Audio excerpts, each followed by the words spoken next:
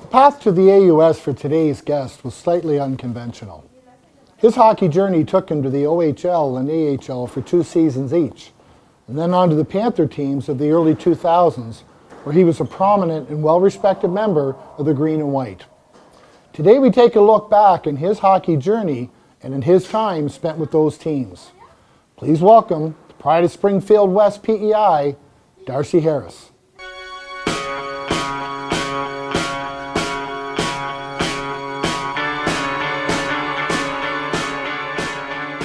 Darcy Harris, thanks for joining us here today, buddy. I'm very, very proud to be here. Actually. Good stuff.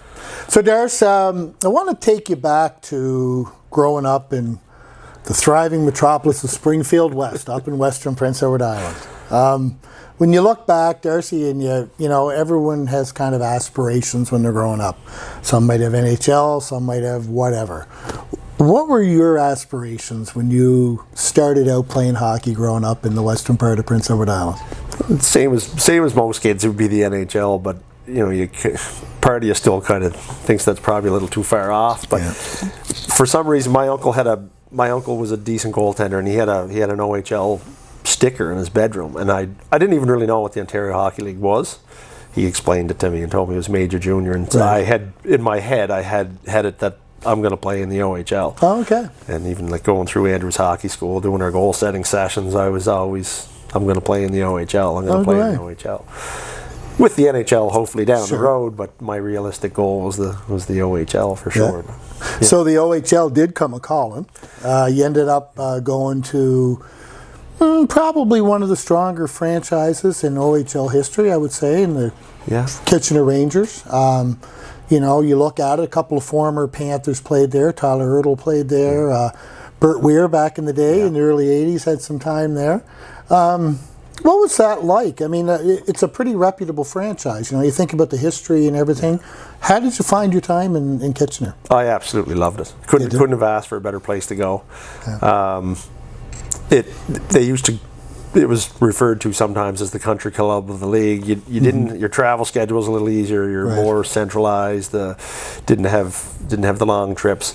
Just a great franchise. Great fan base. And everybody. Great barn too. Oh, unbelievable barn! The old Don Cardillo Arena was a great rink. It was like a mini Maple Leaf Gardens, really. The corners and the corners was kind of squared off, and it was a great place to play. Is that the team that had the Summerside guy Cameron as? Don Cameron. He was. Wasn't he the play-by-play guy for that team? Yeah. For like ever. Forever. Don just passed here year and a half ago, 2 years ago. Right. And we started, when I was there, we started a potato blitz for the local food drive. Oh, okay, local food, I think it was called, I can't really remember, it doesn't matter, but and the team used to donate my weight in potatoes every year.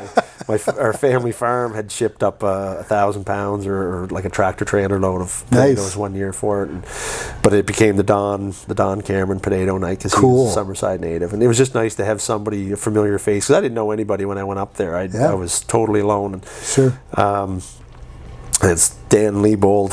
He was a trainer who he's won Memorial Cups, but he served with Team Canada, the World Juniors, a number of times, and has the most games as a trainer in OHL history, and he had his chances to go to the NHL, but he's a Kitchener boy. He's a Mennonite. He's married to Mennonite, and he doesn't want to go anywhere. But stuff. He was just like a father figure, really, to us all there. But took you under your wing.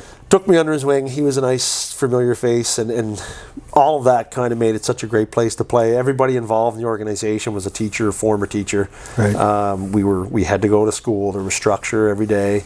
You had, Did you do your high school there, or did you get into some university courses there too? I wasn't mature enough to go to university when I was there, so I stuck with the high school. Yeah. They had OAC credits then, Ontario Academic Credits, grade 13, so I took some of those. Yeah. You had to go to school, so I took 2 courses a day and then hung out and played euchre in the cafeteria for the other 2 courses, the other 2 periods of the day, and then went to the rink. But it just a fantastic experience for me. I really, really, really enjoyed myself and grew up a little bit, but not too much. So. At that time, Darcy, did you have the option, because, you know, now if you're an island kid growing up, you have to go to the Q. Did you have Q and O options back then? Or I did. How did that happen? And that's the way it was. Actually, my draft year, I didn't get drafted. I was drafted to Kitchener as an overage, so I finished my high school at West Isle. Oh, okay. Played my last year midget with the Western Caps the year that Gerard Gallant came home from playing pro and took over. And, I thought so. So then it was the year before they won the Royal Bank Cup. Right. Got drafted by Kitchener that year. I had Kamloops was interested, and I remember I had people videoing my games and sending them tapes because they were interested. They're just like, don't put your name in any draft, but you had, if you wanted to be in the draft, you had to declare a league, but you could, your first year, your draft year, you could declare the Quebec League or the Ontario League. I did declare the Ontario League, but I didn't get drafted my draft year. But I did as an overage to Kitchener. So you couldn't get drafted by both leagues, because there was a time when you could. I had to declare. You had to declare. I did, yeah. And I did choose the OHL because I think Shane Turner might have been a scout for Peterborough at the time. Yeah. And there seemed to be a little bit of talk there, so I put my name. I didn't hear anything from any Quebec League teams. Right. Gotcha. So you go from Kitchener, a very reputable franchise. You get drafted by probably the most prestigious franchise in the NHL, the Montreal Canadiens. I know you're a Habs fan, so maybe you might have been closet hoping that you were going to get drafted by the Pens, but you did, and you end up getting drafted by the Habs. It's not a bad thing to happen, right? So you had a couple of, spent some time in Fredericton, some time in Quebec too, correct? Yeah, moved to Quebec City. Yeah, when you moved to Quebec City. So, and you also got to play with Jerry Fleming, a guy who... I played for Jerry. Played for, played for Jerry, right? So what was that like, being a pro in the Montreal organization? It was also a good... I had good and bad experiences there, but just the organization is phenomenal. Top to bottom, just all class. Yeah. As much as Kitchener was too in the OHL, but I mean, you're talking pro now, and you're talking, I don't think it gets any more professional than the Montreal Canadiens organization. But my experience in Fredericton was great. Loved it, absolutely loved it in Fredericton. I had friends going to university in Fredericton, and my Kitchener still wanted me to go back as an overage, and they were trying to convince me to go back, and it's tough. I had to make a pretty tough decision whether I was going to stay and not play a lot in Fredericton and learn, or go back and have a really good overage year where I was told I'd be captain, play power play, penalty kill, pretty much anything I wanted, but $40 a week playing in the OHL as opposed to playing the pro. lure of pro hockey just took pro over. Hockey, making some money, have some friends in the city. My girlfriend at the time was in the city going to St. Thomas as well. So, closer to home. It was too much to turn down. And it was, we had a really good team actually. We went to the semifinals and we lost to Providence, who went on to win it. And we knew if we beat Providence, we could beat Rochester. They were waiting in the final. So we got pretty close. Got to play with a lot of great players, and there's where I matured even more. But you're living totally on your own, no billets, and I live with J.F. Oul, which would be Ray Jean Oul's son. There's a whole bunch of us had townhouses together, side by side. So no events happening there. A lot of events next door. I lived beside Terry Ryan and Miloslav Gurin, so they were kind of the party house, and but it was a really, really good experience, and made a lot of good friends that I still have to this day. And, but the organization, just top notch, all from top to bottom. Like even when we were in the American League, we flew a lot when there was no real need. But that's just the organization. Yeah. So after that was done, you made the decision to come home. You mentioned about being closer to home. You just kept creeping back closer to PEI. Was that the lure? Was that what brought you back? Just coming back, or was there anything else that factored into that? Well, there was a lot of things that went on. I had broken my eye socket and cheekbone the end of my second year in Fredericton. Or I guess we were in Quebec City at that time. In a fight, I imagine. In a fight, And there was a lot of fighting back then. The late '90s in the American League was pretty tough. Pretty tough place to be. So start of my third year, I wasn't playing much, and I had to wear had to wear a half visor and had a metal plate in the face. And just 10 games in, I'd only played 3 games, and I asked to be traded. Montreal had no interest in trading me. I was still pretty young. They were going to send me to the East Coast League, and which, I mean, I could have went down and made the best of it, and played more and maybe developed a little more and moved up, but. I was starting to think about, I still had years of eligibility at university, and you know, my pro experience at that point, I had this is not his fault, but I had Michelle Therrien as my coach, and I wasn't enjoying that, but I had Jerry Fleming as assistant coach. The counterbalance. Counterbalance it. If it wasn't for Flem, I don't know if I would have. I probably would have stuck it out, but he always was in my corner, always pushing for me to play more, and always trying to help develop me on the ice, and just he was excellent to me. But the consummate teammate, even as a coach, exactly, even as an assistant coach. And he was just freshly removed from playing, right? So he understood what I was going through, and there's that connection to home as well, because he knew a lot of people that I knew on PEI. Right. So he had. Not that he hadn't mentioned anything about university to me, other than that he had played university and kind of share what the experience was like. But I had a few years left of eligibility, and I had to make a decision. Am I going to try to cut this out now in pro and work go down to the East Coast League, try to work my way back up, or do I use the time I have left of university to go and use my education, use my hockey to get my education and start to move on with my life? And that's kind of what I thought I would do, with still, if I wanted to when I was done, probably have an opportunity to go play pro somewhere. So I come back home. I had to sit out a year. So I returned home, I think, like November 1st. I remember we had our Christmas Eve, or our Halloween party the night before. At the Molson Brewery in Quebec City, and that was. I told the boys that night that I made the decision earlier that day, and told our staff that I was going to go back and go to university. So I had all my gear and everything home. My roommate knew, but at the party I told my buddies that was it. So we had a pretty good night that night, and I drove myself home the next day, the 10 hours from Quebec City, but. Practiced with UPEI and played senior at UPEI. I had contacted a few of the schools and really knew that I could go to St. FX, UNB, St. Mary's. They were all options for me in UPEI. But Doug Curry, Jeff Squires, they were here at UPEI. Doug had coached me Canada Games. Jeff had coached me in midget and with the Caps. So I had a connection there with those guys. They're like, come practice with us. You don't have to make any decisions. Come practice.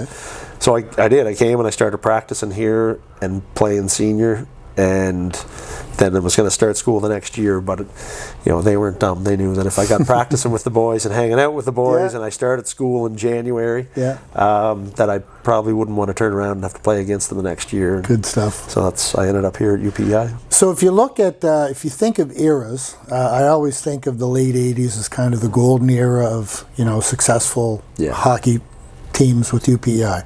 I think we can safely define your era as the Wardo era. Oh, yeah. Right? When Joel Ward came in and was the guy. Right? And, we've heard so much about Joel as a person, as a player.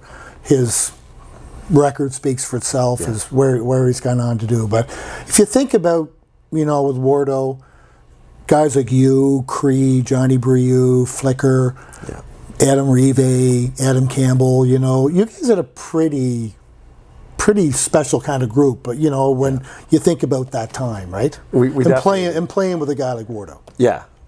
We definitely did.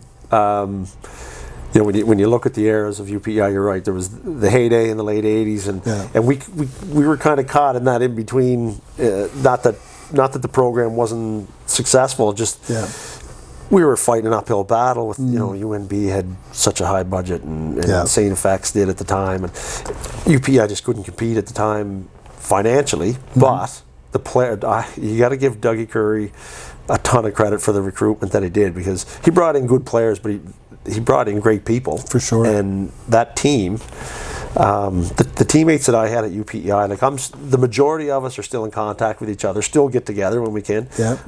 We've made we call them pilgrimages to go watch Joel play Sure. in San Jose and Washington. Nashville. Now, I didn't do the Nashville trip. Don't know why Joel keeps telling me that. How'd was you the miss that one, stupidest- Darcy? Well, I don't know why I didn't go. He says that the honky tonks would be right up my alley. He said I'd love that, just going to the honky tonks. But anyway. Wouldn't beat the O'Leary Legion, but it'd be a close Well, second. not on a Saturday night, but it'd be, yeah. But yeah, we had such a great group of players, but Joel was he was our star, and Flicker too. Like Flicker was He was CIS good. goalie of the year. Yeah. So we had those two studs to build around, and we had a good group of supporting characters there. We didn't have quite the talent to put us over the top, but. I Who went and would have watched been them. some of the characters on that we team? had Like characters. Like, guys who maybe The whole didn't get... team was full of characters. The whole team was full of... Which is why we got along so well. Yeah. But Anyone in particular that would... there's lots. But like, you look at our fourth line. Most of them played fourth line. There was Warren Hafford, Ryan Power, Liam McCachran. Yeah. Those three alone. I've just mentioned to you earlier. Like Saturday night, we always played home games Friday, Saturday, or you go on the road Friday, Saturday. But Right. every Saturday night, whether we were on the road or at home, we ended up at our house on Pleasant Street. There was John Briode. That was Jason the Frick, ranch. Myself, Joel Ward. We lived there. Cleon Smith was in there for a year. Right. Jake Gibson came in for a summer, and Nick Policelli. We had different guys in and out at times, but we had a big old house there in Pleasant Street, and I have tons of pictures of us sitting around our big island, and the whole team's there. Everybody's there. We were so tight knit, and Heffa always had the guitar going. He could play. Oh, cool! Unbelievable. And Liam McCachran could sing. Oh, cool! And I'd try to sing, but we just. Everybody was there, and everybody hung out together. There wasn't cliques, but everybody was a character. I got Chris Mower, just such a funny cat. There was a bunch of them came from Peterborough. Chris Mower, TJ Eason, Dave Dalladay. They all come in that year. Frank Sinacori, Johnny Brio.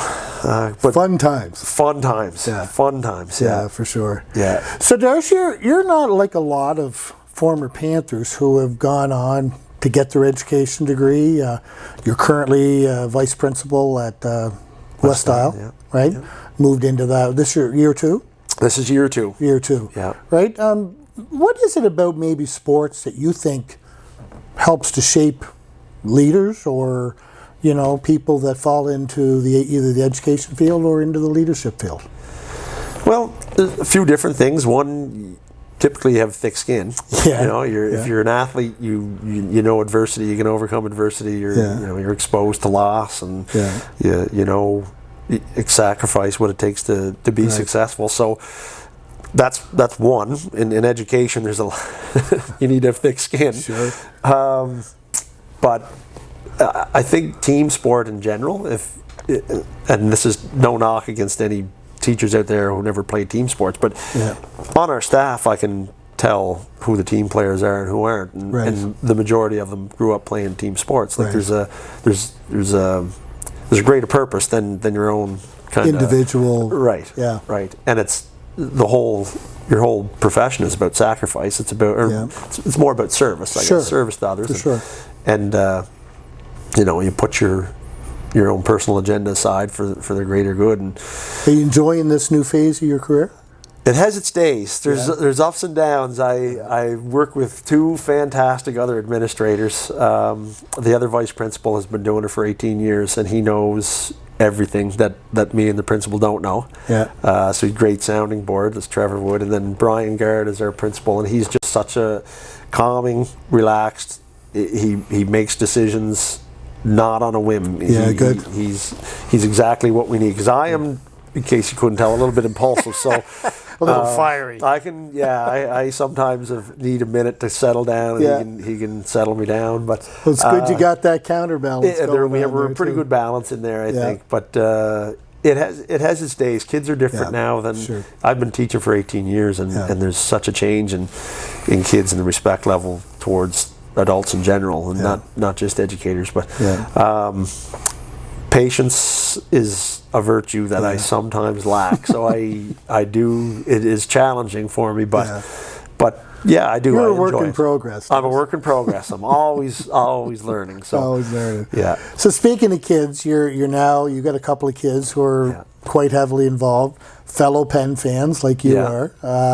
And how you enjoy your coaching? You're coaching your son's U11 team. Yeah, he's U13. U13, whatever. I haven't got the Pee-wee and novice. I haven't figured all that stuff out yet. Pee-wee. And so, how you enjoying that part of life? Your daughter's got a game here this afternoon. Yeah, we're heading over to Simmons. So how's that going for you being a hockey dad? It's going good. I have life by the tail. I'm quite a happy guy. My kids are...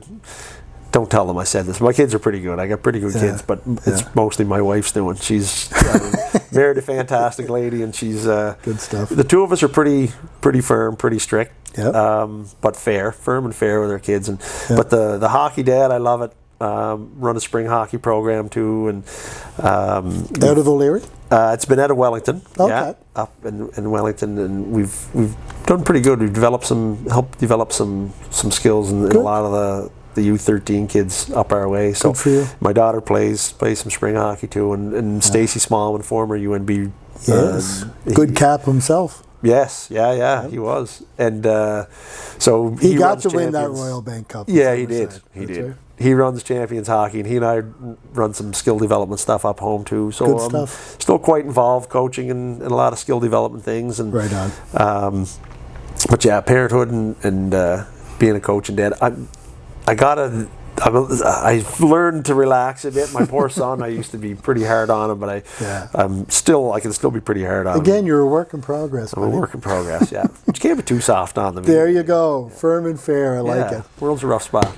Darcy, listen, thanks for taking time, buddy. It was great to share, great to hear your stories, your perspectives about, your era of guys. And good to see you thriving in the education field. Of course, being a fellow educator myself, fellow principal myself, it's good to see guys like you in leadership roles. So thank you very much. Thanks for taking the time. No problem. Thanks for having me. It's been a pleasure. Bud. Absolute pleasure. We'll see you around the rink. All right.